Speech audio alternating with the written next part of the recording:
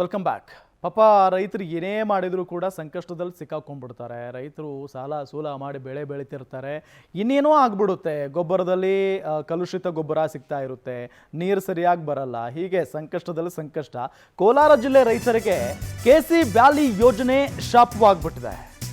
ರೈತರಿಗಾಗಿನೇ ಮಾಡಿರುವಂಥ KC valley ಯೋಜನೆ ಏನಿದೆಯಲ್ಲ, ಅದು ಅವರಿಗೆ ಶಾಪ ಆಗಿಬಿಟ್ಟಿದೆ. ಟೊಮ್ಯಾಟೊ ಸೇರಿ ತರಕಾರಿ ಎಲ್ಲ ಅಂದರೆ ಎಲ್ಲವೂ ಕೂಡ ಹಾಳಾಗ್ತಾ ಇದೆ. ಏನು ಬೇಡಿಕೆಯೂ ಕೂಡ ಕುಸಿದು ಬಿಟ್ಟಿದ್ದು. ಅನ್ನದಾತರ ಅಳಲು ಕೇಳೋಕೆ ಸಿದ್ಧವಿಲ್ವಾ ಸರ್ಕಾರ ಅನ್ನೋ ಒಂದು ಪ್ರಶ್ನೆ ಮೂಡ್ತಾ ಇದೆ. ಮೂರನೇ ಹಂತದ ಶುದ್ಧೀಕರಣ ಮಾಡಿದರೆ ಕೊಂಚ ಅಪಾಯ ತಪ್ಪಿಸಬಹುದು. ನೀರು ಕುಡಿಯಲು ಯೋಗ್ಯವಲ್ಲ, ಕೃಷಿಗೂ ಕೂಡ ಸೂಕ್ತವಾಗಿಲ್ಲ. KC ವ್ಯಾಲಿ ಯೋಜನೆಯಿಂದ ಅನ್ನದಾತರ ಅಂದರೆ ಪರದಾಟ ನಡೀತಾ ಇದೆ ಈಗ. ಇದನ್ನು ಸಹಜವಾಗಿ ಎಲ್ಲರೂ ಕೂಡ ಗಮನಿಸಬೇಕು. ಭಾಳ ಪ್ರಮುಖವಾಗಿ ಸರ್ಕಾರ ಟೊಮ್ಯಾಟೊ ಸೇರಿದಂತೆ ತರಕಾರಿ ಬೆಳೆಗಳಿಗೆ ಬೇಡಿಕೆ ಕುಸಿದು ಬಿಟ್ಟಿದೆ. ಈಗ ಕಲುಷಿತ ನೀರಿನಿಂದಾಗಿ ಇಳುವರಿ ಗುಣಮಟ್ಟವೂ ಕೂಡ ಕುಸಿದಿದೆ. ಅನ್ನದಾತರ ಅಳಲು ಕೇಳೋಕೆ ಸರ್ಕಾರ ಸಿದ್ಧವಿಲ್ವಾ ಅನ್ನೋ ಒಂದು ಪ್ರಶ್ನೆ ಮೂಡ್ತಾ ಇದೆ. ರೈತರು ತಾವು ಬೆಳೆದಂಥ ಬೆಳೆಯನ್ನೇ ನಂಬಿಕೊಂಡು ಬದುಕನ್ನು ನಡೆಸ್ತಾರೆ. ಅದರಿಂದ ಅಷ್ಟೋ ಇಷ್ಟೋ ಲಾಭ ಬರುತ್ತೆ, ಈ ವರ್ಷ ಹೆಂಗೋ ಬದುಕನ್ನು ಸಾಗಿಸಬಹುದು ಅಂತ ಹೇಳಿ ಪಾಪ ಆಸೆಯಿಂದ ಇರ್ತಾರೆ. ಹೆಚ್ಚಿನ ಮಾಹಿತಿ ನೀಡ್ತಾರೆ ನಮ್ಮ ಪ್ರತಿನಿಧಿ ಶ್ರೀನಿವಾಸ ಮೂರ್ತಿ, ನೇರ ಸಂಪರ್ಕದಲ್ಲಿದ್ದಾರೆ. ಶ್ರೀನಿವಾಸ್, ಏನಾಗ್ತಾ ಇದೆ? ರೈತರು ಏನು ಹೇಳ್ತಾ ಇದ್ದಾರೆ KC ವ್ಯಾಲಿ ಯೋಜನೆಯಿಂದ? ಸಹಜವಾಗಿ ಅದು ಅವರಿಗೆ ವರವಾಗಬೇಕು, ಆದರೆ ಶಾಪವಾಗ್ಬಿಟ್ಟಿದೆ ಈಗ. ಹೌದು ರಾಮ್, ಕೋಲಾರ ಜಿಲ್ಲೆಯ ಒಂದು ರೈತರ ಪರಿಸ್ಥಿತಿ ಬಹಳಷ್ಟು ಹೇಳ್ಕೊಳಕ್ ಆಗದಿರೋಂತಷ್ಟು ಕಷ್ಟದಲ್ಲಿದೆ ಅಂತ ಹೇಳ್ಬೋದು. ಯಾಕೆಂತಂದ್ರೆ ಏನು KC ವ್ಯಾಲಿ ಆರಂಭ ಆದಂತ 5 ವರ್ಷಗಳ ಕಡೆ ದೊಡ್ಡ ಮಟ್ಟದ ನಿರೀಕ್ಷೆ ಇತ್ತು ಮತ್ತು ಅದನ್ನ ಜನಪ್ರತಿನಿಧಿಗಳು ಕೂಡ ಹುಟ್ಟು ಹಾಕಿದ್ರು. ಏನು KC ವ್ಯಾಲಿ ನೀರು ಕೋಲಾರ ಜಿಲ್ಲೆಯ ಕೆರೆಗಳಿಗೆ ಭರ್ತಿ ಆಗಿದ್ದೆ ಆದ್ರೆ ಅಂತರ್ಜಲದ ಮಟ್ಟ ಹೆಚ್ಚಾಗುತ್ತೆ ಅಂತ ಹೇಳಿ, ಮತ್ತೆ ಯಾವುದೇ ರೀತಿಯಾದಂತ ಕಲುಷಿತ ನೀರು ಬರದೇ ಇರೋ ರೀತಿನಲ್ಲಿ 2 ಸರಿ ಸಂಸ್ಕರಣೆ ಮಾಡಿ ನಾವು ನೀರನ್ನ ಕೊಡ್ತೇವೆ ಕೆರೆಗಳಿಗೆ ಅಂತ ಹೇಳಿದ್ರು. ಆದ್ರೆ 2 ಸರಿ ಸಂಸ್ಕರಣೆ ಮಾಡ್ತಾ ಇರೋಂತ ಈ ನೀರು ಈಗ ಕೋಲಾರ ಜಿಲ್ಲೆಯ ಜನರ ಪಾಲಿಗೆ ಒಂದು ರೀತಿಯಲ್ಲಿ ಶಾಪ ಆಗಿದೆ ಅಂತ ಹೇಳ್ಬೋದು.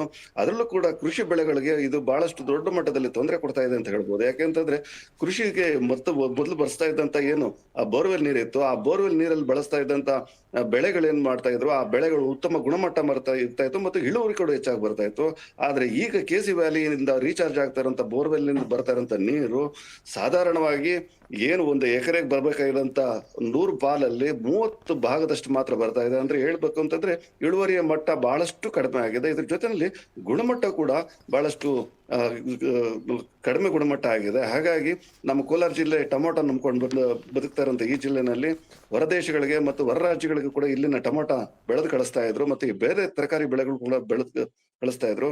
ಆದ್ರೆ ಈಗ ಇಳುವರಿ ಕೂಡ ಬಹಳಷ್ಟು ಕಡಿಮೆ ಆಗಿದೆ, ಗುಣಮಟ್ಟ ಕೂಡ ಬಹಳಷ್ಟು ಕಡಿಮೆ ಆಗಿದೆ. ಹೊರ ರಾಜ್ಯದವ್ರು ಯಾರು ಬರ್ತಾ ಇಲ್ಲ.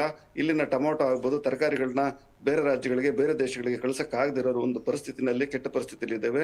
ಈ 3ನೇ ಹಂತದ ಶುದ್ಧೀಕರಣ ಮಾಡಿದ್ದೆ ಆದ್ರೆ KC ವ್ಯಾಲಿ ನೀರ್ನ ಇಲ್ಲಿನ ಒಂದು ಕೃಷಿ ಬೆಳೆಗಳಿಗೆ ಅನುಕೂಲ ಆಗುತ್ತೆ ಅನ್ನುವಂಥದ್ದು.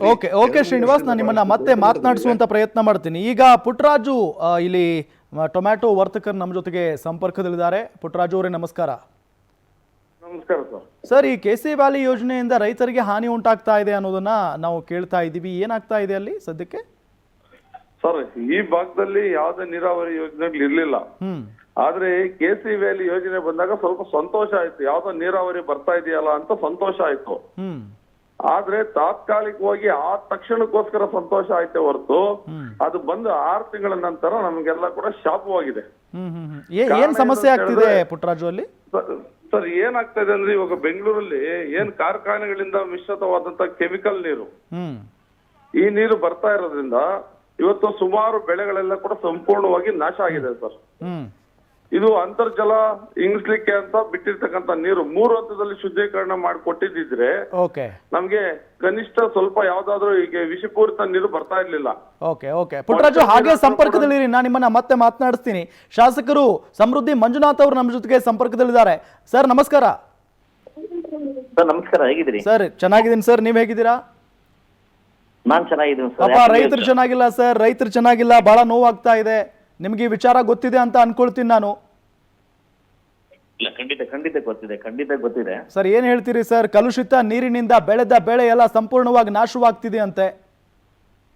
ನಾನು ಈಗಾಗಲೇ ಸರ್ಕಾರ ಗಮನ ಕೂಡ ನಾನು ತಂದಿದ್ದೀನಿ. ಏನಕ್ಕೆ ಯಾವ ರೀತಿ ಈ ತರ ಆಗ್ತದೆ, ಏನಕ್ಕೋಸ್ಕರ ಈ ತರ ಆಗ್ತಾ ಇದೆ, ಬೆಳೆ ಕುಸಿತ ಬೀಳ್ತಾ ಇದೆ. ಹ್ಮ್ So ಏನಾಗಿದೆ ಅಂತಂದ್ರೆ ಈ ಸರ್ಕಾರ ಯಾರೇ ಬರ್ಲಿ ಈ ಕಾವೇರಿ ವಾಟರ್ ಕೊಟ್ಟಂಗ್ ಫೀಲ್ ಆಗ್ತಾವ್ ನಮ್ಗೆ. ಹ್ಮ್ ಯಾವ್ದೋ ನದಿ ತಂದು ನಮ್ಗೆ ಕೊಟ್ಟಂಗ್ ಫೀಲ್ ಆಗ್ತಾವ್ರೆ. ಆಕ್ಚುಲಿ ಕೊಟ್ರಿ KCB ಅಲ್ಲಿ ಕೊಟ್ಟಿದ್ರು, ಅದನ್ನು ಮೂರನೇ ಹಂತ ಶುದ್ಧೀಕರಣ ಮಾಡ್ಕೊಡಿ ಅಂತ ನಾವು ಕೇಳ್ತಾ ಇರೋದಷ್ಟೇ. ಓಕೆ ನಾವು ಕೊಡಬೇಡಿ ಅಂತ ನಾವು ಹೇಳ್ತಾ ಇಲ್ಲ, ಹ್ಮ್ ಮೂರನೇ ಹಂತ ಶುದ್ಧೀಕರಣ ಮಾಡ್ಕೊಡಿ ಅಂತ ನಾವು ಕೇಳ್ತಾ ಇದೀವಿ. ಹ್ಮ್ ಸೊ ನಿಮಗೆ ಒಂದು ಗಮನಕ್ಕಿರ್ಲಿ ಸರ್, ಹಾ ಏರ್ಪೋರ್ಟ್ ಅಲ್ಲಿ ಆ ನೀರನ್ನ ಮೂರನೇ ಹಂತ ಶುದ್ಧೀಕರಣ ಮಾಡಿ ಇದಕ್ಕೆ ನೀರ್ ಹಾಯಿಸ್ತವ್ರೆ. ಹ್ಮ್ ಕಬ್ಬನ್ ಪಾರ್ಕ್ ಅಲ್ಲಿ ಮೂರನೇ ಹಂತ ಶುದ್ಧೀಕರಣ ಮಾಡಿ ನೀರ್ ಹಾಯಿಸ್ತವ್ರೆ. ಹ್ಮ್ ನಾವೇನ್ ಪಾಪ ಮಾಡಿದ್ವಿ ಅಂತ ಗೊತ್ತಾ ಇಲ್ಲ. ಯಾವುದೇ ಮುಖ್ಯಮಂತ್ರಿ ಬಂದ್ರು, ಯಾವುದೇ ಸರ್ಕಾರ ಬಂದ್ರು ಕೂಡ ಮೂರನೇ ಹಂತ ಶುದ್ಧೀಕರಣ ಮಾಡ್ಕೊಡಿ ಅಂತ ಕೇಳಿ ಯಾರು ಗಮನಕ್ಕೆ ಹಾಕೋತಾ ಇಲ್ಲ. ಮೊನ್ನೆ ಕೂಡ ಸಿದ್ದರಾಮಯ್ಯ ಅವ್ರು ಬಂದಿದ್ರು ಇದಕ್ಕೆ ಕೋಲಾರ್ಗೆ, ಹ್ಮ್ ಮನವಿ ಕೊಟ್ಟಿದೀವಿ, ಆಯ್ತು ನೋಡೋಣ ಅಂತ ಹೇಳ್ತಾರೆ ಹೊರತು ಮಾಡೋಣ ಅಂತ ಹೇಳ್ತಾ ಇಲ್ಲ. ಹ್ಮ್ ಮುಂದೆ ಎಲ್ಲೋಗುತ್ತೋ ಗೊತ್ತಿಲ್ಲ. ಸರ್ ನೀವು ಈಗ ಶಾಸಕರಲ್ವಾ ಅಲ್ಲಿಗೆ, ಸೊ ನಿಮ್ಮ ಜವಾಬ್ದಾರಿ ಏನು ಸರ್ ಈಗ ಇದನ್ನ ಸರಿಪಡಿಸುವಂತ ನಿಟ್ಟಿನಲ್ಲಿ ನೀವೇನ್ ಕ್ರಮ ತೆಗೆದುಕೊಂಡಿದ್ದೀರಿ, ಏನ್ ತೆಗೆದುಕೊಳ್ತಾ ಇದ್ದೀರಿ? ಸೊ ನಾನು ಕಳೆದ ಸೆಷನ್ ಅಲ್ಲಿ ಕೂಡ ಈ ಪಾಯಿಂಟ್ ನ ರೈಸ್ ಮಾಡಿದೀನಿ. ಹಾ ಯಾವಾಗ ಮಾಡ್ಕೊಡ್ತೀರಾ ಅಂತ ಕೂಡ ಕೇಳಿದೀನಿ, ಆಯ್ತಲ್ವಾ? ಈ ಕೂಡಲೇ ಬಜೆಟ್ ನೋಡ್ಕೊಂಡು ಮಾಡ್ತೀವಿ ಅಂತ ಹೇಳಿದಾರೆ. ಹ್ಮ್ ನೋಡೋಣ, ಮುಂದಿನ ದಿವಸ ನಾವು ಕೂಡ ಡ್ರಮ್ ಕೊಟ್ಟು ಮುಂದೆ ಕೂಡ ನಾವು ಬೀದಿ ಇಡಬೇಕಂತ ಸಮಯ ಬಂದಿದೆ. ಇನ್ನು ಕೂತ್ಕೊಂಡಿರಕ್ಕಂತ ಆಗೋದಿಲ್ಲ, ಯಾಕಂದ್ರೆ ಇದೇ ನಮ್ಮನೆ ಹೋರಾಟಕ್ಕಂತ ಹೋಗ್ತಾ ಇಲ್ಲ. ನಮ್ಮ ಹಕ್ಕು ಇದು, ಆಕ್ಚುಲಿ ನಮ್ಮ ಹಕ್ಕು. ಸರ್ ಬೇರೆ ಏನು ಸಮಸ್ಯೆ ಅಲ್ಲ ಸರ್, ಇಲ್ಲಿ ಬೇರೆ ಸಮಸ್ಯೆಗಳಾದ್ರೆ ಅದೊಂಥರ ಬೇರೆ, ಆದ್ರೆ ರೈತರಿಗೆ ಸಮಸ್ಯೆ ಆಗ್ತಾ ಇದೆ. ಪಾಪ ಸಾಲ ಸೂಲ ಮಾಡಿ ಬೆಳೆಯನ್ನ ಬೆಳೆದಿರ್ತಾರೆ, ಅಂತವ್ರಿಗೆ ತೊಂದರೆ ಆಗ್ಬಿಟ್ರೆ ಬಹಳ ಕಷ್ಟ ಆಗುತ್ತೆ. ನಿಮ್ನೆ ನಂಬ್ಕೊಂಡಿರ್ತಾರೆ ಅವರು. ನಮ್ದು ಏನಾಗಿದೆ ದುರಂತ ಅಂದ್ರೆ, ನಾನೇನಾದ್ರೂ KCB ವ್ಯಾಲಿ ಪಾಯಿಂಟ್ ಬಗ್ಗೆ ಎತ್ತಿದ್ರೆ ಬೇರೆ ಶಾಸಕರು ಹೆಂಗೆ ಮಾತಾಡ್ತಾರೆ ಅಂತಂದ್ರೆ 500-600 ಅಡಿಗೆಲ್ಲ ನೀರ್ ಸಿಗ್ತಾ ಇದೆ, ನಮ್ಗೆ ಖುಷಿ ಆಗ್ತಿದೆ. ನಾಳೊಂದ್ ದಿವಸ ಏನಾಗುತ್ತೆ ಅಂತ ಇವ್ರು ಅರ್ಥ ಮಾಡ್ಕೊಂತ ಇಲ್ಲ. ನಾನು ಪ್ರತಿ ಸಾರಿ KCB ವ್ಯಾಲಿ ರೈಸ್ ಮಾಡಿದಾಗ ಬೇರೆ ನಮ್ಮ ಉಳಿದ ನನ್ನ ಸ್ನೇಹಿತ ಶಾಸಕರು ಎಲ್ಲ ಒಗ್ಗಟ್ಟ ಮಾತಾಡ್ಬೇಕಲ್ವಾ? ಸೊ ಅವ್ರೇನ್ ಮಾಡ್ತಾರೆ, ಇಲ್ಲ 500 ಅಡಿಗೆ ಅಂತರ್ಜಲ ಹೆಚ್ಚಾಗ್ಬಿಟ್ಟಿದೆ, ನೀರ್ ಸಿಗ್ತದೆ ಅಂತ ಹೇಳಿ ಮುಂದೆ ನನ್ನ ಮಕ್ಕಳಿಗೆ ನಯವಾಗಿ ಇದು ಏನಾಗ್ತಿದೆ ವಿಷಯ ಕೊಡ್ತಾರೆ. ಕೋಲಾರ ಮತ್ತು ಚಿಕ್ಕಬಳ್ಳಾಪುರ ಡಿಸ್ಟ್ರಿಕ್ಟ್ಗೆ ನಿಧಾನವಾಗಿ ನಯವಾಗಿ ವಿಷಯ ಕೊಡ್ತಾವ್ರೆ. ಸೊ ಮುಂದಿನ ದಿವಸ ಇದು ಕೆಟ್ಟ ಪರಿಣಾಮ ಬೀರುತ್ತೆ ಅನ್ನೋದು ನನಗೆ ಅನಿಸಿಕೆ ಆಗಿದೆ. ಮುಂದಿನ ದಿವಸ ಇದು ಹೋರಾಟಕ್ಕೆ ಮುಂದೆ ಆಗ್ತೀವಿ ಸ್ನೇಹಿತರೆ. Okay thank you sir, power TV ಜೊತೆಗೆ ಮಾತನಾಡಿದ್ದಕ್ಕಾಗಿ.